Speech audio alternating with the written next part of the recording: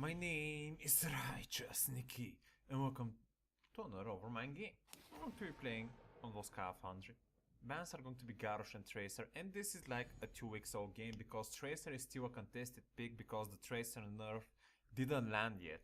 So they're actually going to go Maiev first pick, Shamzik, and we're going to have Fnatic Meme, not Meme, Meme, Meme, not Meme, but Fnatic Mene here, first pick. Pretty cool player. We're going to secure Hanzo. Hanzo is one of the more contested auto attack assassins because of his range and damage. And first pick is gonna be let us hear. I'm actually gonna highlight Gazo because I actually like Gazo grab bomb into the Maiev ultimate. It's a bit of a soft counter that most people don't really use. He's gonna go Gul'dan. It's a strong pick. You have wave clear, you have fear for someone like Maiev. So pretty good. Now they're going to go two divers, Tyrio and Genji. So that already is pretty scary for two squishies like Gul'dan and Hanzo. And this is where the interesting part of this draft happens when me, your boy, your non-meta boy, is going to suggest to the entire team an idea. And this idea is going to be let's go double support. I'm thinking they have three divers that want to go into melee. Divine Storm is just great here, but I cannot really protect everyone with Solo Uther and Divine Storm. So let's go double support. I think Gul'dan and Hanzo is more than enough damage already from those two heroes. So and I can go Solo Uther. I can. It's not the best wave clear, but I still can do it. I can still trade 1v1 pretty decently with an Uther. Big risk, they take Malfurion though. You have to Stukov or Brightwing. You take Stukov for Brightwing. Stukov banned. Oh, I didn't see that. It was banned from our side. And Brightwing, Fallen Master. He's the Jainamin, by the way. Rank 17 Grandmaster. Brightwing. Does he have Brightwing? Level 6. He does have Brightwing. Okay. 0-5.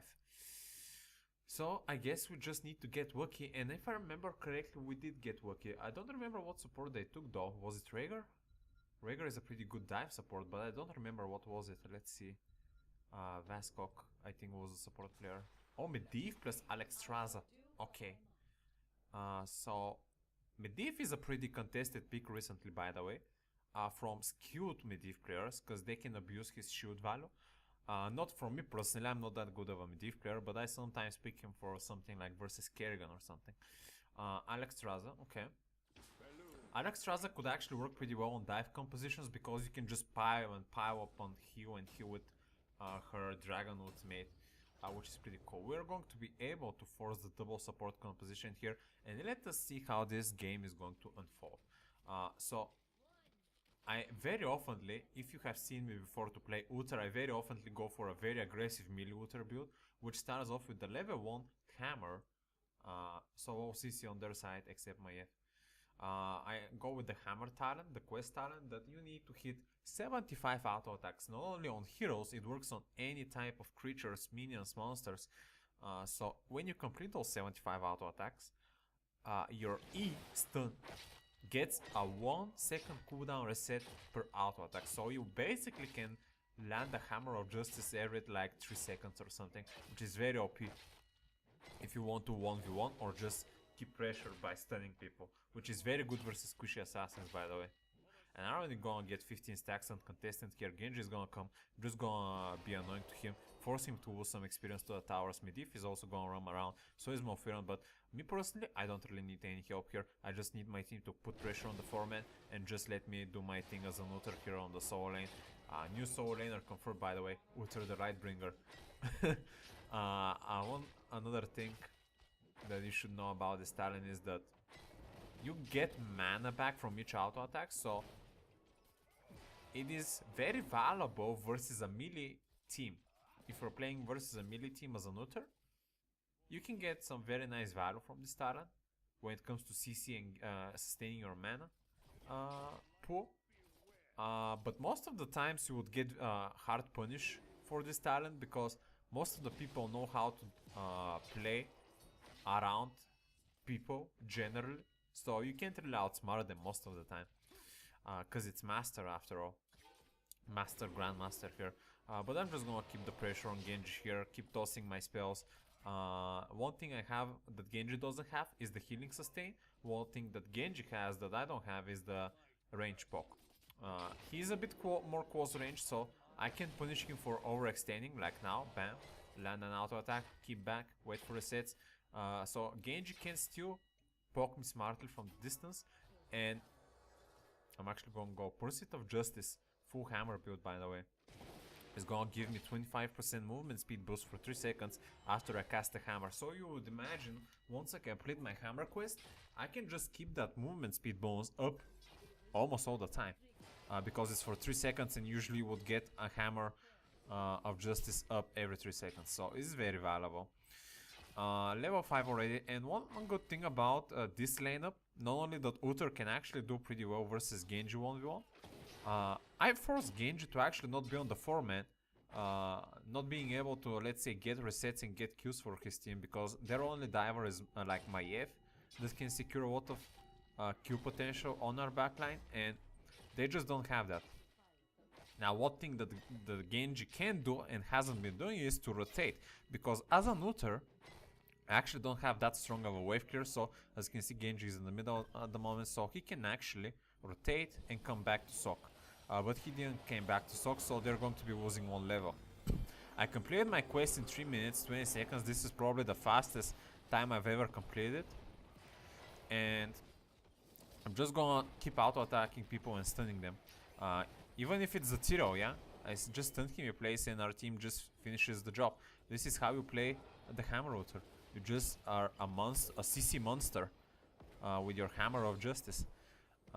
And you also, Uther has an inbuilt 10 armor as a support, so that makes you naturally more tanky. You get more armor for your self heal from your Q, so you can overstay the front lane, probably the best from any other support when it comes to survivability in the front lane. Now, I am going to go Hand of the Protection. I think I should have told to Malfurion that I am going Hand of Protection so he cannot go for his cleanse talent. And Malfurion did go, by the way, a very underrated talent there. The Root talent. Now actually I don't know why he picked that. But he's gonna explain to me later, because I'm gonna ask him. Because we are contesting the objective at the moment. The Root talent gets proc by stuns. Malfurion would put an extra Root. Or his root cooldown is gonna get reset after he gets stunned or rooted himself. And I don't see any stunner or rooter in their team, but the Malfurion is going to explain me that when I ask him. Didn't notice why that talent, Malfa, I'm gonna ask. And he's going to explain me that if I remember collecting my Fs, the Tatter, Court, like Maev's CC ability actually works in that way. Duration of heal is what I'm gonna suggest to him. He went also for the 3N damage, which is also pretty interesting. Me personally, as a Malfurion, I would actually have went for the minus 30% healing versus Arxtraza, especially if you put that in the circle. You would get extreme value. But 3N, I guess, is a fine choice as well.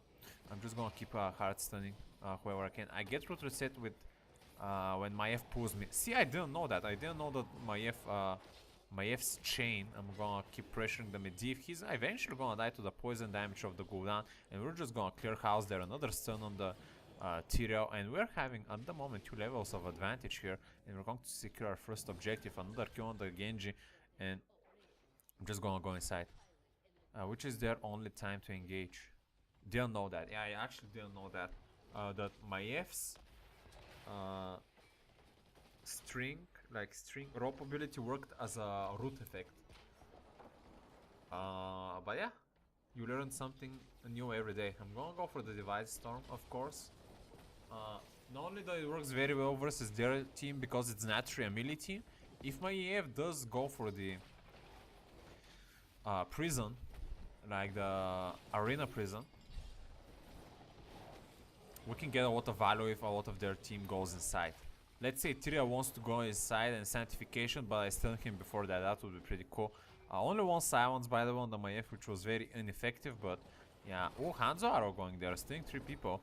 But our team, I'm looking to stun someone, but our team looks pretty. I'm gonna get a stun on Maiev, but she's gonna escape. Our team is looking for a fight, but we're playing it a bit passive here. Diablo gonna go on the Genji, but yeah, it's a very mobile target. I am gonna keep stunning him here, be annoying as possible. I really like to annoy Genjis because, I'm actually gonna get tethered here. I'm in a very bad spot. I am, however, going to survive. Their team didn't really want to take that fight, 8 versus 11 here. So this game is so far going very well for us. The double support comp is working pretty well. And the main reason actually the double support comp is working here is that their comp is actually a bit bad because they don't have a good solo laner. If they had a solo laner that could have hard pushed, things would have been a lot different because I would have lost like 2 towers. I wouldn't have been able to help my team as much. So basically them going so many assassins and a Medivh was very problematic for them as a composition. Stun is gonna land on the Alexstrasza, double stun with the thingy there, and Fear. Holy shit, that Alexstrasza just got hit by 3 hard CC. The Hanzo Arrow, the Apocalypse, and the Fear. Walking her down completely and securing the kill for us. I did miss my Divine Storm there. I thought that their team was going to come back towards me, towards my team for some reason, but that was a very bad mistake from me. Like a platinum mistake that I really didn't like, that I just showed you guys, but oh well. I haven't played Uther from a long time. I guess that is no excuse though. But as a player that I've been playing a lot recently in WoW Master that is called Walkdown, he's a Garrosh main. One time Garrosh was banned because people knew that he was queuing up a lot those early hours. He had to pick another tank and he was just making so many mistakes because he said, I'm just playing all day every day Garrosh and I have forgotten how to properly play the other tanks. Triple silence hitting there. I'm gonna land a stun on Maiev. I don't have the Divine Storm. We're actually a bit in a shitty position. Sanctification, Mofira in a bad spot. Mofira gonna get polymorphed. Ulted by a lot of people. We're getting polymorphed by the Diablo as well. Everyone is getting extremely low. I'm gonna die. Trying to keep up the Diablo up, but it's only going to be 3 kills for the enemy team, and this is going to be a very bad throw for us. I think the main reason why we throwed there, we did followed up a Diablo engage there, but the problem is that Diablo did do a decent engage, but the problem is that our damage dealers weren't nowhere near us, so they couldn't react, and then they were late to the party, so we kind of got screwed. 11-13. I went for the well met. Oh, that was going to be a another death for us. We're starting to stagger deaths, which is not good for us at all. Hans is probably next. Medivh, by the way, 20 stacks, not that much, but still. I'm just gonna come and start stunning people. Oh, nice root. I'm gonna land the stun well met. I'm planning to. No, I'm not gonna waste the Divine Storm. I'm gonna Divine Storm maybe? No, I'm gonna land the stun, then Divine Storm. Oh, he dodged the Divine Storm. What a champ, man. Oh, but the Hanzo Arrow though.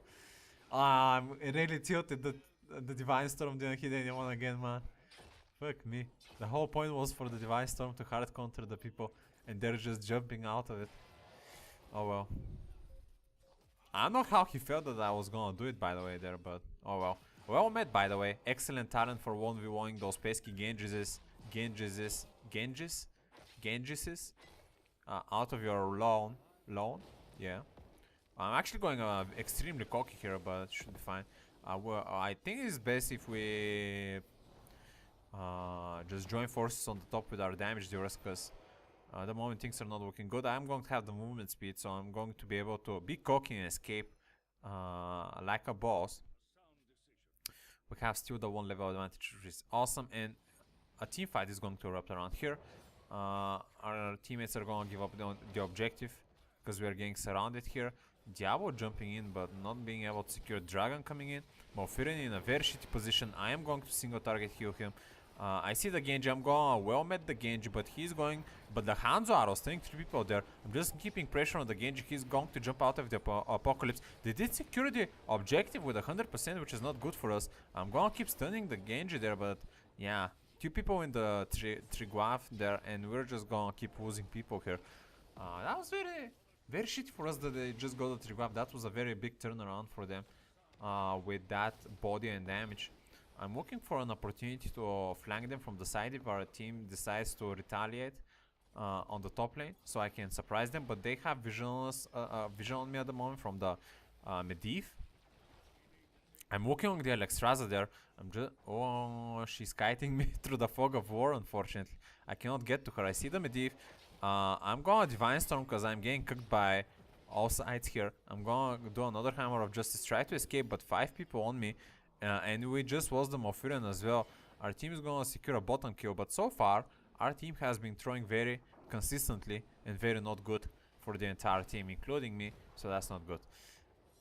Do you get me? Not good at all. I was going to explain my previous thought, by the way, but I will stop because of the high action. Medivh 36 stacks. The well-made talent, it gives your Hammer of Justice 25% swap for 3 seconds or 2 after the stun duration ends, and the stun duration is like 0.75, so it gives you extra CC and reduces all damage dealt from the target by 25%.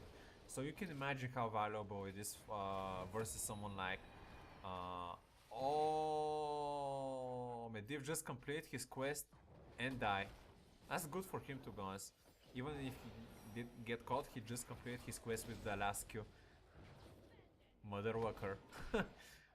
So, as I said, it's pretty effective versus squishy divers like Genji and Maiev, just because of the reduced 25% damage. It's harder for them to get resets, so that's always nice. Oh, excellent Diablo combos on the Tyrael there. I'm gonna land the double stun with the Benediction on the Maiev there. Actually, I casted the second one a bit faster than I should have. I could have chained the stun better, but you know, my team decided to back away anyway. Oh, I see him Furion. I'm gonna cleanse him there. I don't remember using my cleanse that often this game, by the way. Maybe I just forget. Anyway, my team is going to decide to get some forts, get some more experience, so we get closer to 20. I think maybe we could have gotten the middle keep, which is also pretty valuable. Maybe they were a bit afraid. I don't know. Still, we did get some value.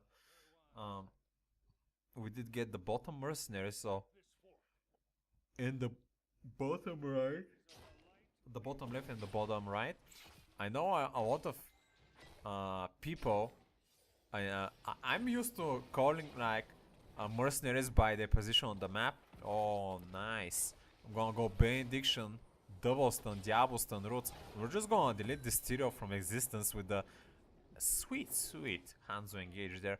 I'm gonna just Divine Storm on the Medivh because I want him to die. Another stun with the Hammer of Justice, and is Diablo going to be another Hammer of Justice? And that Medivh is just gonna get perma stun and finished. Oh, another kill here on the Maiev. Is it going to be possible? No, she's gonna escape, and they have the healing, so we're actually a bit afraid. We should be walking. Oh, the Genji went into a bad Diablo position. He's gonna get obliterated, deleted from this universe, from the combo of Diablo and the unneeded Mofurian silence, and we're just gonna. I'm just gonna force my team to end. I'm landing some stuns there. My damage on the core isn't that good, so I'm just gonna perma stun the closest target that are trying to interrupt my team. Alexstrasza ulti keeping the Maiev, but the Gul'dan Fear, but the Benediction going for the double stun on the Tyrael here. And oh, but their team is coming alive. I'm getting extremely low there. The Polymorph. I have another stun, but seems our team, Hanzo Arrow missing, but the Diablo engaged back into the Medivh, but our team is still pretty low here. We do have the double support, but it's pretty scary, and our team is actually going to decide to disengage, as we saw that the respawn timers are a bit lower, so it was a bit dangerous. So we're going to be looking for level 20, and I'm just gonna tell my team I'm gonna camp. If someone comes, I can pretty easily escape with the movement speed, not ideally, but pretty easily. I am actually gonna sock first, because I don't want level 20 as well. I'm gonna go for the Divine Hurricane. Someone from their team is actually already capping here, so I actually don't really want to show that much. I am gonna get some vision. It was the Medivh. He's gonna back away. He got like 12%. That's fine. We got level 20, so so it doesn't matter for me. I'm just gonna scare him away with my awesome power of the light. And you would think that most of the times as a Uther you would choose the Divine Redemption instead of the Divine Storm upgrade, but knowing that I have double support, I'm not really afraid that much of dying, and I really want to get the minus 20 cooldown reduction on the stun. It's pretty valuable when you want to be even a harder CC threat. So it's going to be 80 to 20. Their team is going to be forced to fight. We're going to start landing some hard CCs there. We're gonna land a Divine Storm there on the double carries, another arrow going on the Medivh, a stun on the Medivh, a root on the Medivh, and he's just gonna get annihilated. The fear landing on the we're gonna set sanctification. Maiev gonna get this position, she's gonna die, and at the moment their team is just dying man by man, piece by piece. Only Genji last DPS alive. Are we going to be able, if the Diablo stun is gonna land? Yeah, it's gonna go just Apocalypse engage, hard engage to the Genji. Alexstrasza last woman standing here. Not want to be sexist, we're just gonna go to the middle here. Mofirian can maybe join us. He's gonna get the 100% protector, so he's gonna go for the safe end, but I'm just gonna forward with my team and we're just going to go for the end. The main reason we won this game, I think, was, as I explained earlier, drafting. They needed a better solo laner in my opinion. They were a bit too many squishy. There were a lot of mobile, but a bit too much squishy and not a lot of wave clear, which I think hurt their composition quite a lot. And for that reason, we didn't manage to pull out 3 levels ahead and always be ahead of them, ahead of the curve. So that is going to be an Uther Overmind game, guys. I hope you enjoyed it. I hope you learned something of maybe when to force a double support composition. When you go that the enemy team is go greedy, cocky with their pigs that they usually go, but don't think so much of the composition. You can punish them by going something like this. So thanks for watching, guys, and until next time, stay ready.